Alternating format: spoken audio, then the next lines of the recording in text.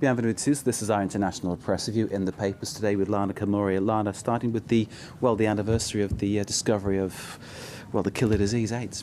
Exactly. A sad anniversary, 25 years ago to the day. So May 20th, 1983, the Science Review published an article identifying the HIV virus. And today, French daily Le Monde runs an article reminding us of what we still have to discover about HIV/AIDS, saying we still have no vaccine, no cure. So yes, antiretroviral drugs can contain the virus, but there are still important steps to be made. An important reminder that the epidemic is still growing fast. And of course, discovered by French scientists. What's next? Yes.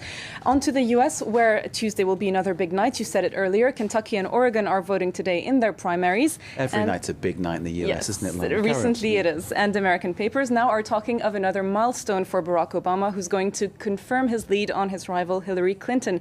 But the New York Times is saying that Obama is going to be a modest winner. He's issued a directive to his campaign not to declare an outright victory against Clinton because he needs to win over her supporters and rally the whole party behind him. So they say Obama doesn't want to appear as if he's pushing Mrs. Clinton out of the race. On the other side, they portray Clinton as hell-bent, as you said, on fighting until the end, saying this is nowhere near over. So Obama trying to be conciliatory, and let's face it, they've got some wounds to heal, haven't they, within that party? Yes, a lot of fighting in recent months. The Washington Post describes a slightly different situation. After all the fighting, they say we're now in a time of fragile ceasefire. Clinton recognizing privately that Obama is ahead, but they say she's trying just to finish the race honorably and on her own terms. They say she's recently scaled down her attacks on Obama, and in return that she expects his campaign to be generous and to let her continue her fight. Finally, the French press is also interested in the race for the White House. We've got right-wing paper Le Figaro headlining on it today. To them too, Obama's win is practically a given. They say the fight has begun between him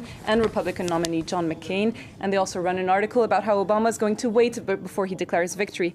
Lastly, the New York Post has created a funny game on its website, a fight between Obama and Clinton, a boxing game to be exact, so you can click on your favorite candidate and punch the other one until he's out. You can see it on your screen. It's quite a funny one. Are they getting any results on that then? Who's winning? I haven't seen the polls for that. No statistics yet.